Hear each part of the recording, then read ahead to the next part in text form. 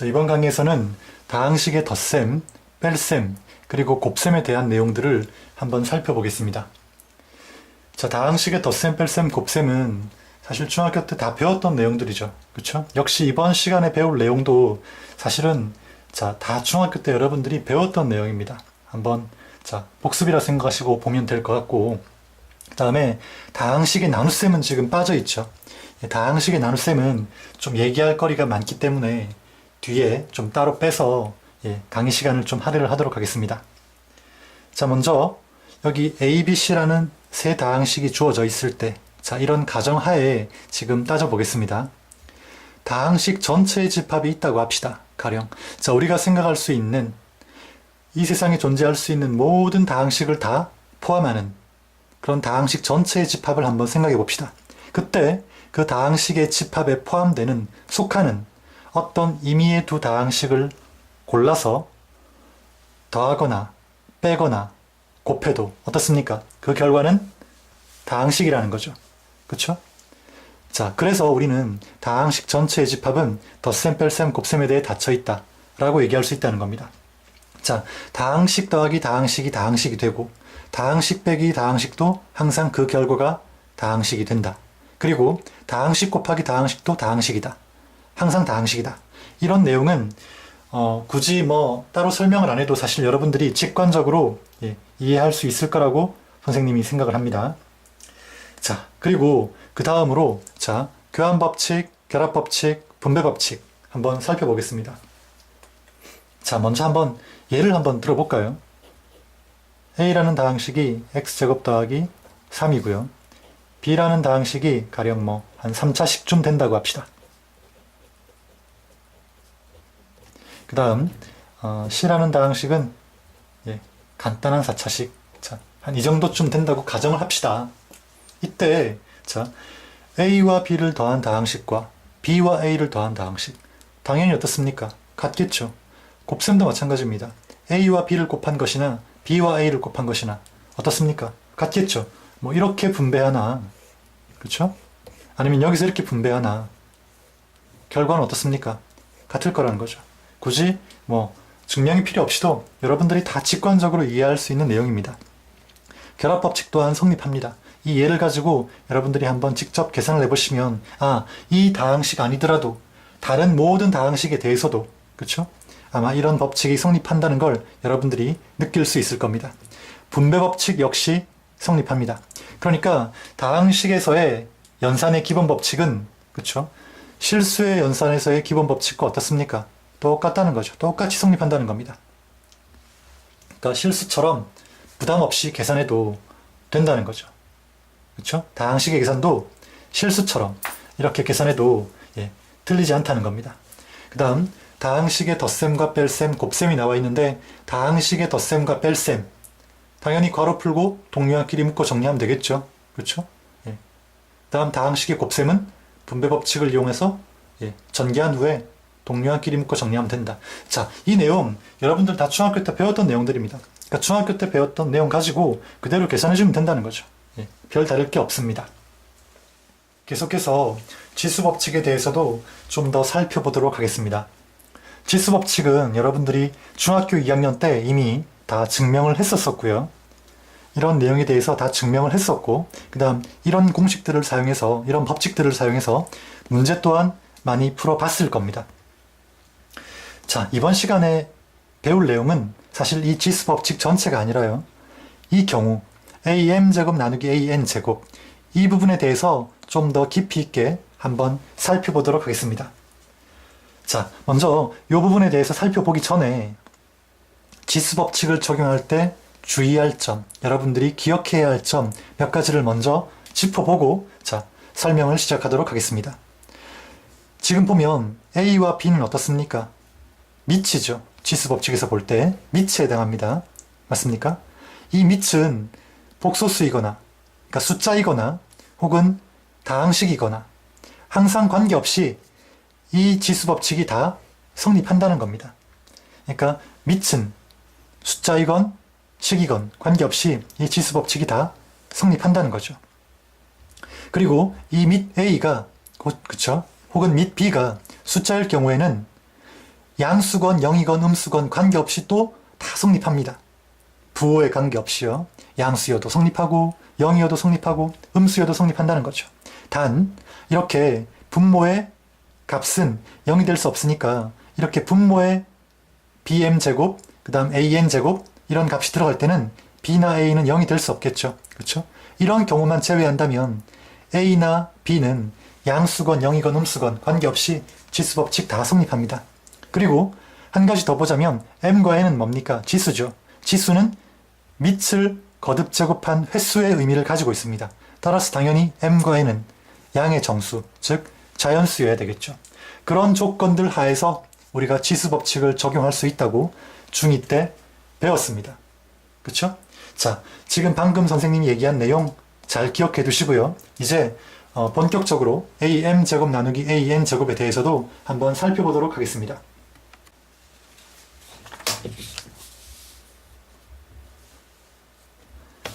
자, 별 내용은 아니지만 한번 잘 들어보시기 바랍니다.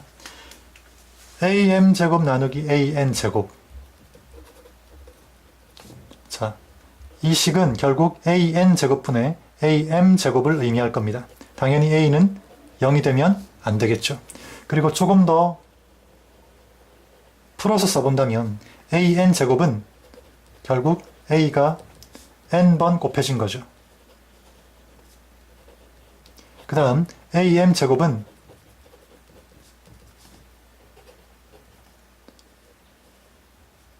a가 m개 곱해진 걸 겁니다. 자, 그러면 am제곱 나누기 an제곱은 우리 어떻게 계산해야 한다고 배웠습니까? m이 n보다 큰 경우, m과 n이 같은 경우, n이 큰 경우 이렇게 세 가지로 분류해서 배웠었죠. 기억납니까?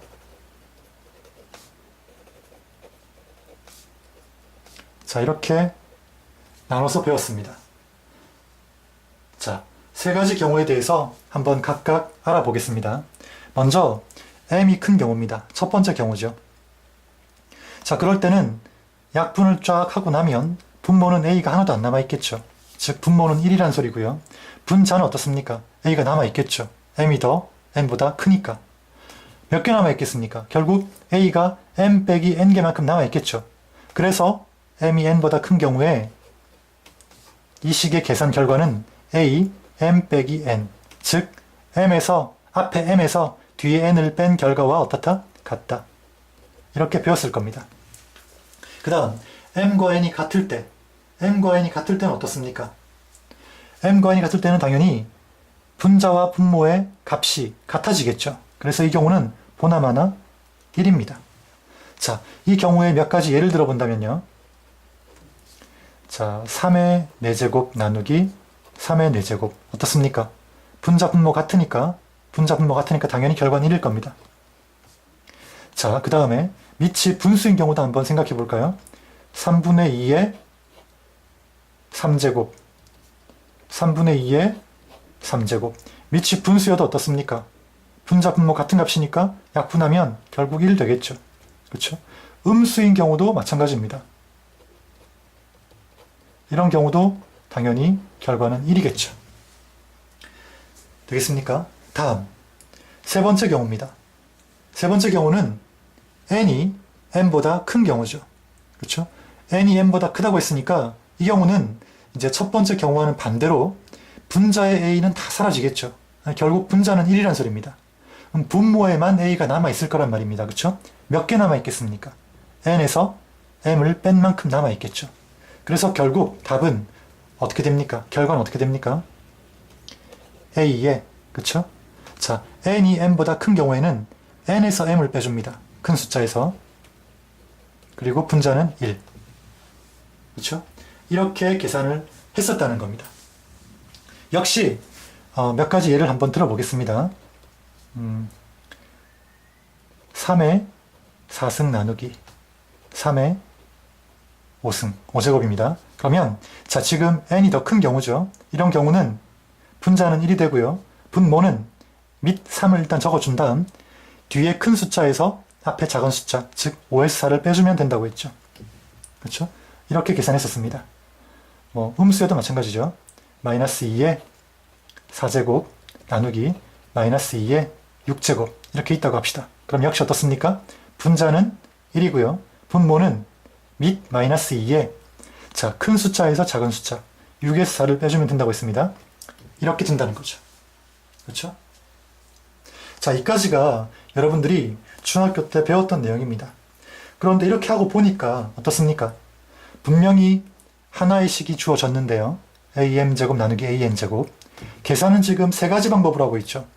m이 n보다 클 때, m과 n이 같을 때, n이 n보다 클 때. 결코 편리하진 않죠. 편리한 방법은 아니라는 겁니다. 맞습니까? 자, m이 크냐, m과 n이 같으냐, n이 크냐에 따라서 계산 방법이 달라진다는 거죠. 물론 크게 달라지지 않지만 귀찮다는 겁니다. 그래서 자, 계산 방법을 통일할 수 없을까? 이런 생각을 한번 해본 겁니다. 수학자들이. 그렇죠? 하나의 방법으로 이 식을 계산할 수 없을까? 한번 그런 의문점을 가지고 한번 접근을 해본 겁니다.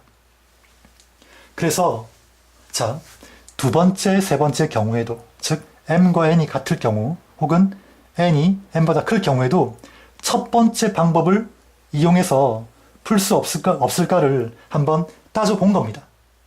자, 먼저 두 번째, 세 번째 경우도 이런 첫 번째 방법이라는 건 그냥 앞에 있는 m에서 뒤에 있는 n을 뺀 거죠. 이런 방법을 한번 적용을 해보겠습니다. 어떤 결과가 나오는지. 그럼 자, 이 경우는 어떤 결과 나오겠습니까? 첫 번째 방법을 적용하면 3회, 그쵸? m과 n이 같으니까 어떻습니까? m과 n이 같으니까 빼주면 0이 나오겠죠. 그렇죠? 자, 그 다음 이 경우 어떻습니까? 이 경우도 어떻습니까? 당연히 3분의 2에 m 빼기 n 하면 0이 나오겠죠. 이 경우도 어떻습니까? 앞에 있는 게 m, 뒤에 있는 게 n이니까 마이너스 2에 0 이렇게 나올 거라는 거죠. 그렇죠? 그러면 자, 더 많은 예를 봐도 그렇죠? 이 경우에 이 공식을 적용한다면 이렇게 지수가 다 0이 나올 거란 겁니다. 밑이 어떻건 간에 그쵸? m과 n이 같은 경우에 이 공식을 적용을 하면 맞습니까? 이 공식을 적용을 하면 다 이렇게 지수가 0이 나오더라는 거죠. 그래서 자, 이런 약속을 한번 한다고 가정을 해봅시다. 뭐냐면 밑에 관계없이 즉 a가 어떤 숫자건 간에 0만 아니라면 그 수의 0제곱은 1이라고 약속을 하자라는 거죠. 그렇죠? 자, 그러면 이런 약속을 한다면 이제 어떻습니까?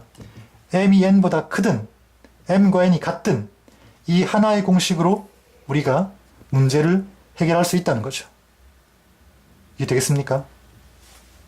그렇죠? 자, 그러면 이제 이 두 가지는 하나의 경우로 우리가 해결을 할 수가 있습니다. 이 공식 하나로 단 a 0승은 a 0제곱은 1이다 라는 이런 정의를 약속을 해야 되겠죠. 이런 약속만 있다면 이 두 개는 이제 이 하나의 방법으로 계산할 수가 있게 된다는 겁니다. 자, 이 부분 이해되겠습니까? 자, 그럼 마지막 세 번째 경우도 한번 보겠습니다.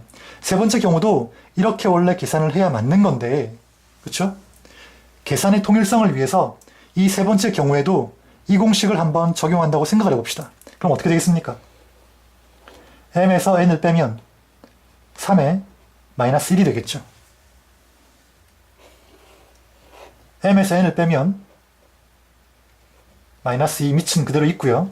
m에서 n을 빼면 마이너스 2가 될 겁니다. 그렇죠? 사실 이 계산은 말도 안 되는 계산이죠. 말도 안 되는 계산이긴 합니다. 그렇죠?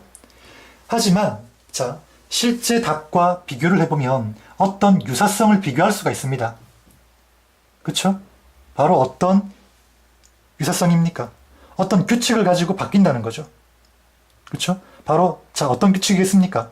이 치수가 음수가 나오는데 지금 이런 경우에는 그렇죠? 이런 경우에 이 공식을 적용하면 당연히 치수는 음수가 나올 겁니다. 그럼 이런 음수가 나올 때 양수로 바꾸고 역수로 취해주면 실제 답이 나옵니까? 안 나옵니까? 나온다는 거죠. 지수가 음수일 경우에 그렇죠? 양수로 바꿔주고 그 다음 역수를 취해주면 실제 결과 나옵니까? 안 나옵니까? 나온다는 겁니다. 그렇죠? 이 부분 이해되겠습니까? 그러니까 이 세 번째 경우도 그렇죠? 즉 n이 m보다 큰 이런 세 번째 경우도 첫 번째 공식을 이용을 해서 풀자는 거죠. 풀되, 그쵸? 이 세 번째 경우에 첫 번째 공식을 이용해서 풀면 지수가 음수 나오는데, 지수가 이렇게 음수 나오면 어떻게 해주자? 양수로 바꾸고 역수 취해주자. 그 약속만 딱 한다면 이 세 번째 경우도 어떻습니까? 이 공식을 이용해서 풀 수 있다는 거죠. 그쵸? 그러니까 결국 이런 약속을 하자는 겁니다. 분자가 아니죠. 지수가 음수면, 그쵸? 지수가 음수면, 여기서 n은 자연수로 봅시다. 그러면 마이너스 n은 당연히 음수겠죠. 음의 정수겠죠. 이러면 이런 경우에는 a의 n, 즉 양수로 바꿔주고요. n을, 마이너스 n을 양수로 바꿔주고요. 역수로 취해주자. 이런 약속을 하자는 거죠. 이런 약속만 하게 된다면 어떻습니까? n이 n보다 큰, 그쵸? 이런 n이 n보다 큰 이런 경우도 첫 번째 공식을 이용해서 다 답을 얻어낼 수 있다는 겁니다. 이런 약속만 들어간다면. 이해 되겠습니까? 그럼 자, 이제 한번 정리를 해보겠습니다. 결국 정리를 해보면요. a의 m 나누기 a의 n은 이제 m이 n보다 크든 m과 n이 같든 혹은 n이 크든 관계없이 다 a의 m-n으로 쓰자. 이렇게 약속할 수가 있다는 거죠. 단, 조건이 붙어야 되겠죠? 뭡니까? 지수가 0일 경우에는 1로 가정을 하고, 그렇죠? 그러니까 밑 a가 어떤 수이건 지수가 0이면 1이다. 이런 가정 안 하고요. 그 다음에 a의 마이너스 n, 이때 n은 자연수라고 봅시다. 그러니까 마이너스 n은 음수라 봐야 되겠죠. 음의 정수라 봐야 되겠죠. 이럴 경우에는 양수로 바꿔주고 역수를 취해주자. 이런 두 가지 약속만, 이런 정의만 우리가 내린다면 이제 am제곱 나누기 an제곱은 항상 이렇게 m에서 n을 뺀 값으로 계산할 수가 있다는 겁니다. 됐습니까? 그럼 자, 우리가 이런 약속을 통해서 또 알 수 있는 몇 가지가 있습니다. 그 첫 번째가 뭡니까 이제? 자, 지수의 음의 정수가 올 수 있다. 이런 내용 한 가지 알 수 있고요. 그쵸? 지수 자리에 음수가 올 수 있다. 음의 정수가 올 수 있다. 그 다음 두 번째, 지수가 음수 범위여도, 그쵸? 즉 무슨 말이냐면 이 mn이 아까 여기서는 양의 정수라고 했는데 이제 이런 정의를 하게 되면 mn이 정수 범위여도 지수 법칙이 성립함을 여러분이 확인해 볼 수 있습니다. 자, 예를 한번 들어볼게요. 예를, 자, 가령 a의 세제곱 곱하기 a의 마이너스 4제곱 이런 식이 있다고 합시다. 먼저 이 정의를 이용한다고 하면 이 결과는 어떻습니까? a 세제곱 곱하기 a 4제곱 분의 1이니까 a분의 1 이렇게 나온다는 거 확실히 알 수 있습니다. 이 정의를 이용하면, 그쵸? 근데 이 정의를 이용하지 않고 그냥 이 지수 법칙을 바로 적용해도 이 결과가 그대로 얻어진다는 거죠. 한번 해볼까요? a 3승 곱하기 a 마이너스 4제곱입니다. 그럼 이거 계산 어떻게 해야 되죠? m과 n을 더했어야 되죠. 그쵸? 더해야 되죠. 그러면 a의 마이너스 1이라는 결과 얻으시고요. 이렇게 지수가 음수인 경우는 양수로 바꾸고 역수를 취한다라고 배웠죠? 이런 정의를 내렸었습니다. 그쵸? 결과 어떻습니까?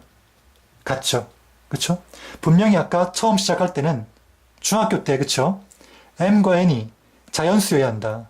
지수가 자연수일 때만 성립한다고 배웠는데 이런 정의, 이런 약속을 하고 보니까 어떻습니까? 지수가 정수 범위의 숫자여도, 즉 음의 정수가 있어도 지수 법칙 그대로 적용해도 괜찮더라는 거죠. 이런 약속만 해주면. 나머지 두 번째, 세 번째, 네 번째도 여러분들이 다 이런 식으로 한번 확인해 보시기 바랍니다. 그러면 꼭 mn이 자연수가 아니어도, 그쵸? 이런 약속만 내려준다면, 이런 약속만 한다면 정수 범위에서도, mn이 정수 범위에서도 이런 지수 법칙이 다 성립함을 알 수가 있다는 거죠. 그쵸? 자, 이까지 해서 지수 법칙까지 모두 강의를 마치도록 하겠습니다. 여기서 제일 중요한 건 결국 이 정의입니다.